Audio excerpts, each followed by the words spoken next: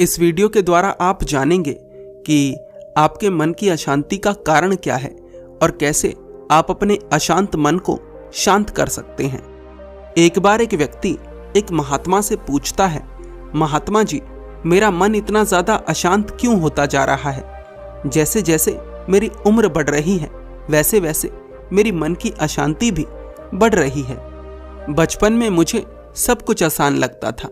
मुझे ऐसा लगता था कि मुझसे ज्यादा प्रसन्न व्यक्ति कोई है ही नहीं। पर जैसे जैसे मैं बड़ा हो रहा हूँ वैसे वैसे मेरे भीतर की ऊर्जाएं समाप्त हो रही हैं। मुझे अपने भीतर कमजोरी महसूस होती है। मुझे ऐसा लगता है कि मेरे भीतर कुछ करने की क्षमता ही नहीं है। मैं धीरे धीरे अपने ही जीवन को नर्क बना रहा हूँ। कृपा कर मेरी समस्या का समाधान करें, मेरा मार्गदर्शन करें। वे महात्मा कहते हैं, मन की अशांति का कारण है जो तुम करना चाहते थे वो तुम नहीं कर पाए हो या फिर नहीं कर पा रहे हो। और अगर बहुत गहराई में मन अशांत है और तुम अशांति में डूबे ही पड़े हो, तुम्हें सुख या प्रसन्नता की झलक भी नहीं मिल रही है, तो इसका अर्थ ये है कि अब तुम्हें लगने लगा है कि जो तुम करना चाहते हो वह हो ही नहीं सकता।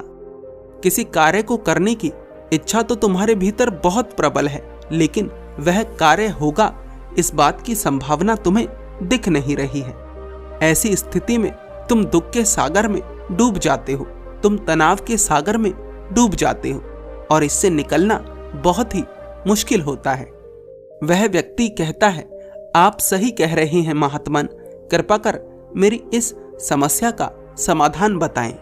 वे महात्मा कहते हैं, दो तरह की इच्छाएं होती हैं, एक जो पूरी की जा सकती हैं और दूसरी जो पूरी नहीं की जा सकती।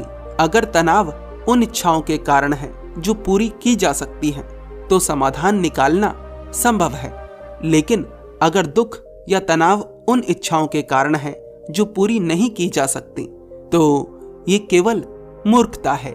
इसे ऐसे समझो कि तुम किसी से प्रेम करते थे और उसकी मृत्यु हो गई और अब तुम्हारे भीतर ये प्रबल इच्छा है कि वह वापस आ जाए, तो अब तुम्हारे जीवन से दुख को निकालने का कोई तरीका नहीं है।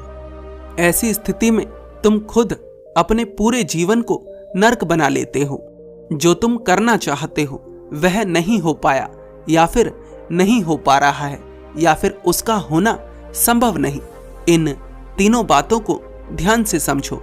अगर तुम इन तीनों बातों को समझ गए तो अपने मन को शांत कर पाओगे। देखो, तुम किसी कार्य को इसलिए नहीं कर पाए क्योंकि तुम्हारी सोच गलत थी, और अगर सोच गलत थी तो तुम्हारे कृत्य भी गलत होंगे, और अगर कृत्य गलत थे तो परिणाम तो गलत आना निश्चित ही है। और बारीकी से समझो, गलत सोच का क्या अर्थ है। किसी क्षेत्र में व्यक्ति असफल तभी होता है जब उसे उस क्षेत्र के बारे में पर्याप्त जानकारी नहीं होती। उदाहरण से समझो, ऐसा समझो कि तुम किसान बनना चाहते हो पर तुम्हें फसल उगाना नहीं आता। तुमने उसके बारे में पर्याप्त जानकारी नहीं ली है और तुम बार बार प्रयास कर रहे हो। ऐसी स्थिति में क्या होगा, तुम बार बार असफल होगे और सबसे घातक चीज ये होगी कि तुम बिना पर्याप्त जानकारी के ही अपने भीतर ये विश्वास बना लोगे कि तुम किसानी नहीं कर सकते, और यही विश्वास तुम्हें जीवन भर तनाव और दुख देगा। मैंने शुरुआत में ही पर्याप्त कहा, पूरी नहीं। तुम किसी भी विषय के बारे में पूरी जानकारी एकत्रित नहीं कर सकते, लेकिन उतनी जानकारी एकत्रित कर सकते हो जितनी तुम्हारे लिए पर्याप्त है। अब पर्याप्त का अर्थ ये नहीं कि तुम्हें किसी विषय के बारे में हजारों बातें पता है, लाखों बातें पता है। पर्याप्त का अर्थ है जैसे तुम भोजन करते हो, हर दिन करते हो और हर दिन जरूरत पड़ती है। इसी तरीके से जानकारी लेनी है। हर दिन तृप्त होगे और हर दिन भूखा भी महसूस करोगे। ऐसा करने से तुम्हारे भीतर एक सकारात्मक विश्वास बनेगा और वह विश्वास संभावना लाएगा। बुद्ध ने कहा है, जैसा तुम सोचते हो वैसे ही तुम बन जाते हो, और तुम सोचते वही हो जो तुम्हारा विश्वास होता है। इसीलिए अपने विश्वास को बदलो, सही जानकारी लो, और जानकारी लेनी कैसे है? भोजन की तरह। वह लड़का कहता है, महात्मा जी, परंतु समस्या ये है कि हृदय उत्साह से नहीं भरता, कुछ नया करने का मन ही नहीं करता, भीतर कोई जानकारी लेने की इच्छा ही नहीं उठती। ऐसी स्थिति में क्या करें? वे महात्मा कहते हैं, ऐसा इसलिए हो रहा है क्योंकि तुमने जाने या अनजाने में अपने भीतर कचरा भरा है और अब उस कचरे की दुर्गंध उठ रही है और उस दुर्गंध ने तुम्हारे मन को दूषित कर दिया है। इसीलिए तुम आलस से भर गए हो, इसीलिए तुम निराशावादी बन गए हो। पर इस आलस को खत्म किया जा सकता है, इस निराशावाद को खत्म किया जा सकता है। वह लड़का पूछता है, परंतु कैसे महात्मन? वे महात्मा कहते हैं, प्रबल इच्छा शक्ति से। जब व्यक्ति जमीन पर चलता है तो वह आसानी से चल पाता है, लेकिन जब वह कीचड़ में चलता है तो उसे चलने में समस्या होती है, उसके पैर कीचड़ में धंसते हैं। कीचड़ से बाहर निकलने के लिए तुम्हारे भीतर एक कारण और इच्छा शक्ति होनी चाहिए।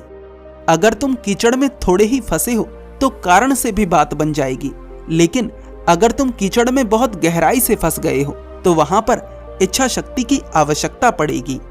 इच्छा शक्ति कहां से लाएं? इच्छा शक्ति हर व्यक्ति के भीतर है, बस उसे जगाना है। जगाने का क्या तरीका है? इच्छा शक्ति को जगाने का तरीका है एक बड़ा कारण। सूत्र यही है, मन अशांत है, इसे और अशांति दो। भीतर दर्द हो रहा है, इसे और दर्द दो, लेकिन ये दर्द अच्छा दर्द होना चाहिए, बुरा नहीं।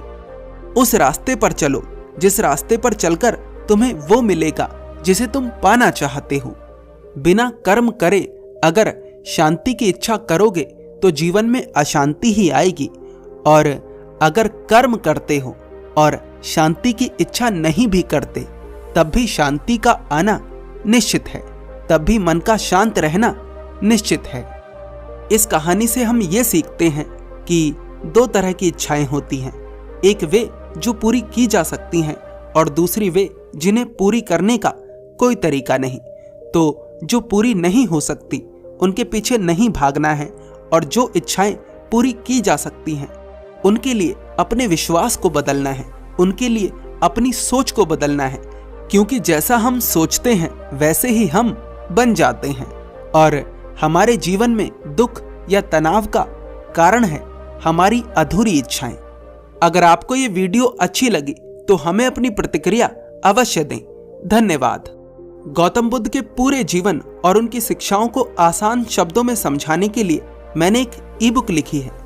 अगर आप इसे खरीदना चाहते हैं तो लिंक डिस्क्रिप्शन में है। इसे फ्री इसलिए नहीं रखा गया है क्योंकि इसमें कुछ ऐसी बातें हैं जो हर किसी को पचेंगी नहीं, और इसका प्राइस ऐसा रखा गया है कि हर इच्छुक व्यक्ति इसे अफोर्ड कर सकता है। बहुत सारे लोग पूछ रहे हैं कि इस ई-बुक को पेपरबैक फॉर्म में क्यों नहीं लाया जा रहा, तो इसका उत्तर है कि अगर हम इसे पेपरबैक फॉर्म में लाते हैं तो इसका प्राइस बहुत ज़्यादा बढ़ जाएगा, और मेरा उद्देश्य आपसे पैसे कमाना नहीं है, मेरा उद्देश्य है आप तक सही जानकारी पहुंचाना।